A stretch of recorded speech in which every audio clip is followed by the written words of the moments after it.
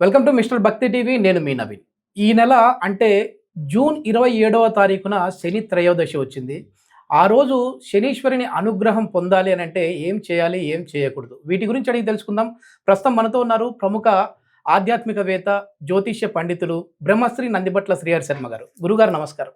వాగర్థావివ సంపృక్తౌ వాగర్థ ప్రతిపత్తయే జగతః పితరౌ వందే పార్వతీ పరమేశ్వరౌ ఆదిత్యాయ చ సోమాయ మంగళాయ బుధాయ చ గురుశుక్ర శనిభ్యశ్చ రాహవే కేతవే నమః. శృంగేరి జగద్గురు పీఠాధిపతులకి, కంచి పీఠాధిపతులకి నమస్కారములు తెలియచేసుకుంటూ కార్యక్రమాన్ని ప్రారంభిద్దాం. గురువుగారు, ఈ నెల 27వ తారీఖున శని త్రయోదశి వచ్చింది. సో శనీశ్వరుడు అంటేనే అందరూ భయపడిపోతూ ఉంటాడు. అమ్మో శని వచ్చిందంటే మాకు ఇబ్బందులు పెడతాడేమో అని చెప్పేసి అనుకుంటూ ఉంటారు. సో ఆ 27వ తారీఖున శని అనుగ్రహం పొందాలంటే ఏం చేయాలి, ఏం చేయకూడదు గురుగారు? మనకు అలభ్య పుణ్యతిథులు అని కొన్ని ఉంటాయి. గురుజీ, అటువంటి పుణ్యతిథులలో శనిత్రయోదశి ఒకటి. అంటే ఎందుకు ఇంత ప్రాముఖ్యత శనిత్రయోదశి అని అంటే, సృష్టి స్థితి లయకారకాలలో లయకారకుడు ఈశ్వరుడు. నవగ్రహాల్లో అంతటి స్థాయి కలిగినటువంటి గ్రహం శని. అంటే మీరు ఎక్కువగా చూడండి నవీన్ గారు, వీక్షించేటువంటి మిస్టర్ భక్తి ప్రేక్షకులను గమనించాలి. ఎక్కువగా భూకంపాలు కానీ, ఎక్కువగా సామూహిక మరణాలు కానీ, బాంబ్ బ్లాస్ట్లు కానీ, ఎక్కువగా యాక్సిడెంట్లు జరిగి ఎక్కువ సంఖ్యలో జనాలు మరణించడం కానీ జరిగేటువంటి రోజు శనివారముగా నిర్ధారించబడింది. ఇది ఎక్కువ గుండెపోట్లు సోమవారం వస్తాయని చెప్పి హెల్త్ ప్రకారం చెప్తారు. ఓకే. కానీ ఎక్కువగా ఇలాంటి దుర్మరణాలు ప్రపంచవ్యాప్తముగా ఎక్కువగా జరిగేటువంటిది శనివారం నాటికి లింక్ ఉంటుంది. అంటే లయం, శని కూడా లయకారకుడు. ఓకే. అంతేకాకుండా చాలా పవర్ఫుల్ ప్లానెట్. ఎంతటి పవర్ఫుల్ ప్లానెట్ అంటే సాక్షాత్తు పరమేశ్వరుణ్ణి ముప్పు తిప్పలు పెట్టినటువంటి గ్రహం. అత్యంత నిజాయితీ నిష్పక్షపాతముగా పనిచేసేటువంటి గ్రహం. ఈశ్వరునితో సమానమైనటువంటి మహిమ కలిగినటువంటి గ్రహం. అంటే మనం గత జన్మలలో ఏ పుణ్యకర్మలు చేసినా, ఏ పాపకర్మలు చేసినా దానికి సాక్షిభూతుడు సూర్యుడు అవుతాడు. ఆ సూర్యుని ద్వారా గ్రహించబడినటువంటి చిట్టా అంతా మరుజన్మ ఎత్తినప్పుడు మంచి కార్యములు చేస్తే ఆయన స్థితి ఉన్నప్పుడు అద్భుతమైనటువంటి శుభ ఫలితాలు పొందుతారు. ఉదాహరణకి ఎన్టీ రామారావు గారు ఇదే ఏలినాటి శని ప్రభావం ఉన్నప్పుడు పార్టీ పెట్టడం, ముఖ్యమంత్రి అవ్వడం, అద్భుతమైన పదవి లభించింది. మరి ఏలినాటి శని అంటే అతనికి ఇబ్బంది కలగాలి కదా, మరి ఎలా పార్టీ పెట్టి విజయం సాధిస్తాడు? అలాగే పాపకర్మలు చేసినటువంటి వాళ్ళకి కష్టాలు అనుభవిస్తారు. ఇక్కడ చాలామంది భయపడేటువంటిది శని అమ్మ అనగానే, ఏలినాటి శని అనగానే, అష్టమ శని అనగానే, అర్ధాష్టమ శని అనగానే అసలు నిజంగా ప్రాణం పోయినంతగా బాధపడిపోతుంటారు. వాస్తవ దూరం కొంత ఉంది, వాస్తవంలో కొంత ఇబ్బందులు అనేటువంటివి ఉంటాయి. కానీ ఇక్కడ గమనించాల్సింది ఏంటంటే, మనం కష్టాలు పడుతున్నాము అని అంటే దానికి కర్మదోషం, గత జన్మ పాపకర్మదోషం తొలగిపోతుందని సంతోషపడాలి. మనకు ఈ సినిమాటిక్ జీవితంలో మనం జీవిస్తున్నటువంటి కారణం చేత సినిమాల్లో, సీరియల్లో చూపించినట్టు ఏదో శని భగవాన్ని ప్రసన్నం రాగానే ఇలా అనగానే అన్ని మాయమైపోవడము, దెబ్బలు మాయమైపోవడము, డబ్బులు వచ్చి చేరడం, ఇవన్నీ మనకు ఆ భగవంతుని యొక్క మహిమని తెలుసుకోవడం కోసం అలా చూపించారు.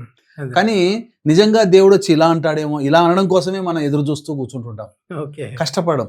కానీ ఇక్కడ గమనించాల్సిందంటే కష్టాలు తగ్గిపోవండి, కానీ ఆ కష్టాలని భరించగలిగే శక్తి కానీ, ఆ కష్టాలని దాటగలిగే మనోనిబ్బరం కానీ మానవుడికి కలుగుతుంది.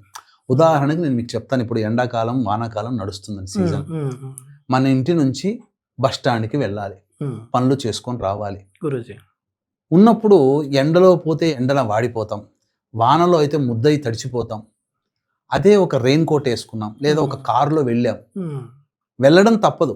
ఇక్కడ కూర్చొని ఇలా అనగానే రావుగా, వెళ్ళాలి, మనం మన పని చేసుకొని రావాలి.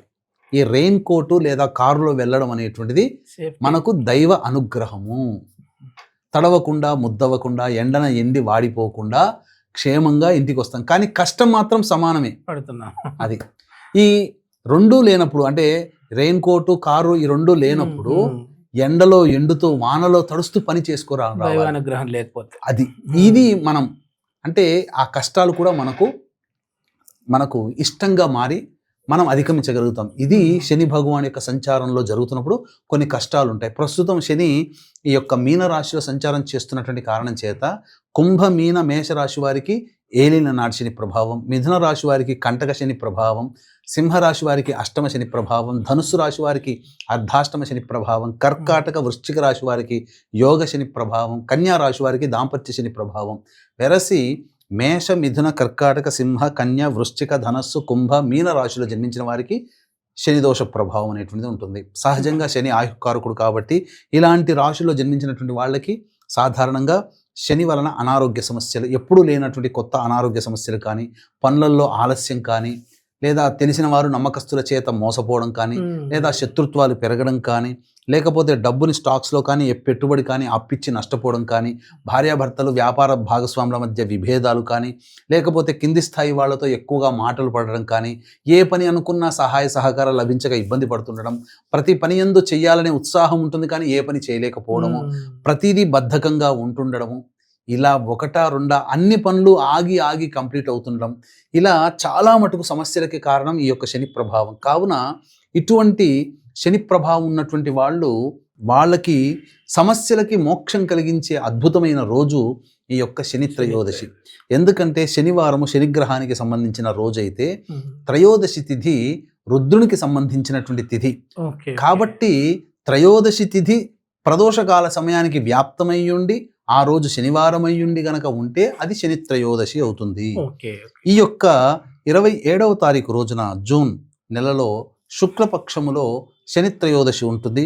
ఈ యొక్క శని త్రయోదశికి ఒక అద్భుతమైనటువంటి మరొక యోగం ఏంటంటే శని నక్షత్రాల్లో ఒకటైనటువంటి అనురాధ నక్షత్రం ఉండడం గొప్ప యోగం.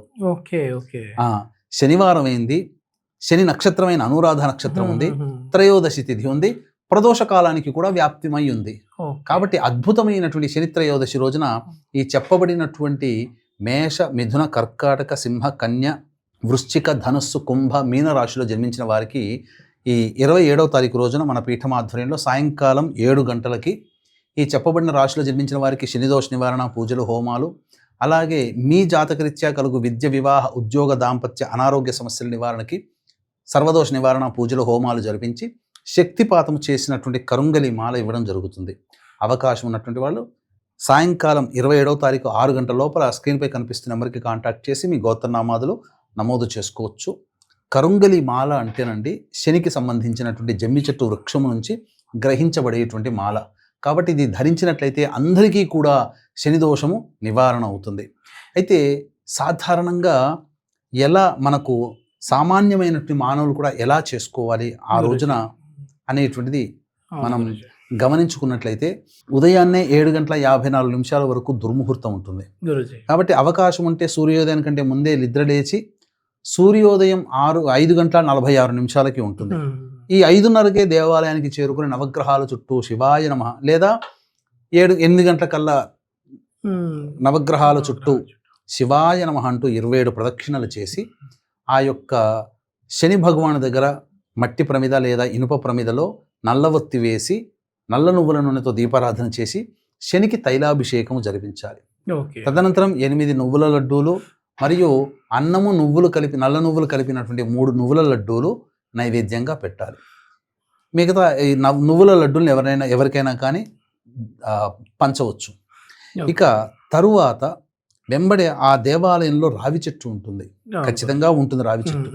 ఆ రావి చెట్టు దగ్గర పడమర దిక్కుగా ఉన్నటువంటి మొదలు దగ్గరికి వెళ్ళి 2 విస్తరాకులు పెట్టి దాని మీద ఒక 1/4 కిలో కానీ 100 గ్రాములు కానీ ఒక రాశిగా నల్ల నువ్వులు పోసి దాని మీద 3 తమలపాకులు పెట్టి అక్కడ మళ్ళీ మట్టి ప్రమిద కానీ ఇనుప ప్రమిదలో కానీ నల్ల నువ్వుల నూనెతో దీపారాధన చేసి కాళ్ళు చేతులు కడుక్కొని అప్పుడు ఆ యొక్క దేవాలయంలో ఎవరినైనా బ్రాహ్మణుని పిలిపించి చక్కగా సంకల్పం చేసుకొని ఆ యొక్క బ్రాహ్మణుడికి నల్ల బట్ట, నల్ల నువ్వుల నూనె, నల్ల నువ్వులు, అలాగే ఇనుపబాని, మేకు, అలాగే గేదె నెయ్యి, బెల్లము, గళ్ళ ఉప్పు, పత్తి, గింజలతో ఉన్నటువంటి పత్తి అండి, కాటన్ పత్తి కాదు, ఆ పత్తి, ఇవన్నీ కూడా బ్రాహ్మణుడికి సంకల్పం చెప్పి దానం గనక చేసినట్లయితే జాతకరీత్యా ఉన్నటువంటి సమస్త శని దోషాలు తొలగిపోతాయి. ముఖ్యంగా ఎవరైతే గొడుగు పాదుకలు అంటే చెప్పులు ఈ కాలానికి దానం చేసినట్లయితే వాళ్ళకున్నటువంటి సమస్తమైనటువంటి గ్రహ బాధలు, సమస్తమైనటువంటి రోగ బాధలు నివారణ అవుతాయి. ఇక కాళ్ళు చేతులు కడుక్కొని ఇంటికి వెనక్కి తిరిగి చూడకుండా ఇంటికి వెళ్ళిపోవాలి. మధ్యాహ్నం 12:45 నుంచి 1:45 మధ్య కాలంలో ఈ యొక్క శనిహోర ఉంటుంది. ఈ సమయంలో మానసిక శారీరక వికలాంగులకి ఏవైనా బహుమతులు కానీ, తినే పదార్థాలు కానీ, లేదా పారిశుద్ధ్య కార్మికులకి కిచెన్ సామాన్ కానీ కనీసం 10 రూపాయలు ఇచ్చి టీ తాగండి అయ్యా అని చెప్పి వాళ్ళకి ఇవ్వడం చేయాలి. ఇక తర్వాత ప్రదోషకాల సమయానికి కాళ్ళు చేతులు కడుక్కొని, మొహం కడుక్కొని, పుక్కిట 3 సార్లు పుక్కిలించి ఉమ్మేసేసి తదనంతరం శివాలయానికి చేరుకొని ఆ యొక్క ఈశ్వరుడికి నీలిరంగు చామంతి పుష్పాలు కానీ, శంకు పుష్పాలతో కానీ అర్చన చేయాలి. ఇక అవకాశం ఉంటే ఆ రోజున శని దోష నివారణకి ఈశ్వరుడికి కానీ, ప్రదోషకాల సమయంలో లేదా కాలభైరుడికి కానీ ఆవ నూనె లేదా నల్ల నువ్వుల నూనెతో మళ్ళీ అభిషేకం జరిపించుకోవచ్చు. గురువుగారు, ఇప్పుడు నల్ల వస్తువులు కావచ్చు, నల్ల నువ్వులు కావచ్చు, దానం చేయడం వెనుకున్న ఆధ్యాత్మిక ఆంతర్యం ఏంటి గురించి శాస్త్రీయంగా ఏం చెప్తుంది? అంటే ఈ యొక్క నల్ల వస్తువులని, నల్ల నువ్వులని, ఎందుకంటే శనికి సంబంధించి ఒక్కొక్క గ్రహానికి ఒక్కొక్క ధాన్యం చెప్పబడి ఉంది. ఆ ధాన్య ప్రీతి గనక, అంటే శని నల్ల నువ్వులకి అంటే కర్మదోషానికి కారకుడు కదా, కాబట్టి ఎవరికైనా కానీ కర్మదోషం తొలగిపోవాలి. తిలోదకాలు ఇచ్చాము అని అంటారు. అంటే ఏంటి దాని అర్థము?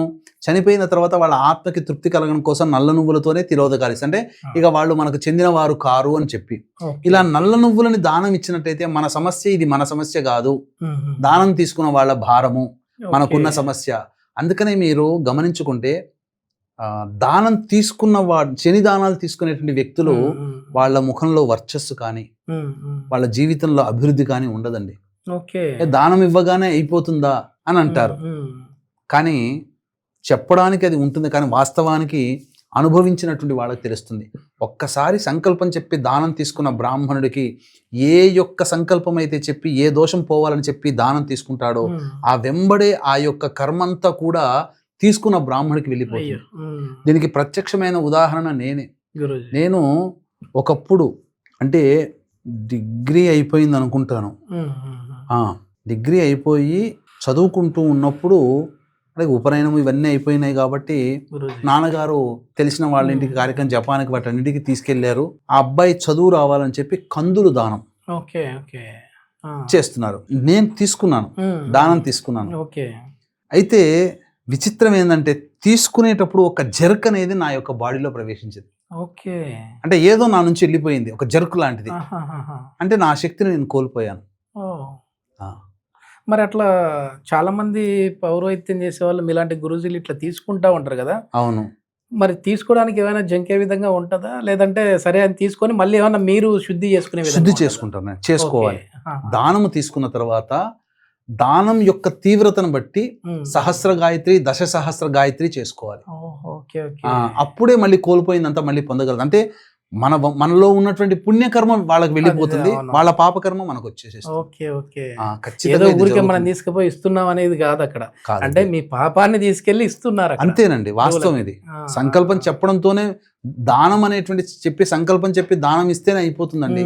ఆ పూర్తిగా అది వాళ్ళకే చెందుతుంది. ఆ యొక్క కర్మదోషం అంతా మాకు వస్తుంది, తీసుకున్న వాళ్ళకి పుణ్యం అంతా వాళ్ళకి వెళుతుంది. ఓకే గురూజీ, మొత్తానికి చాలా విషయాలు తెలియజేశారు. సో ఈ శని త్రయోదశి రోజు మీకు ఏదైనా సరే ఇవి ఏలనాటి శని కావచ్చు, అర్ధాష్టమ శని కావచ్చు, ఇట్లాంటి వాటితో బాధపడుతూ ఉంటే సో గురువుగారి పీఠం ఆధ్వర్యంలో కొన్ని రకాల హోమాలు, ఈ పరిహారాలు అయితే చేస్తూ ఉంటారు. మీరు కూడా చేయించుకోవాలంటే కింద స్క్రోల్ అయ్యే నెంబర్కి కాల్ చేసి ఆ పరిహారాలు చేయించుకోవచ్చు. ధన్యవాదాలు గురూజీ. సర్వం శ్రీ ఉమామహేశ్వర పరబ్రహ్మార్పణమస్తు.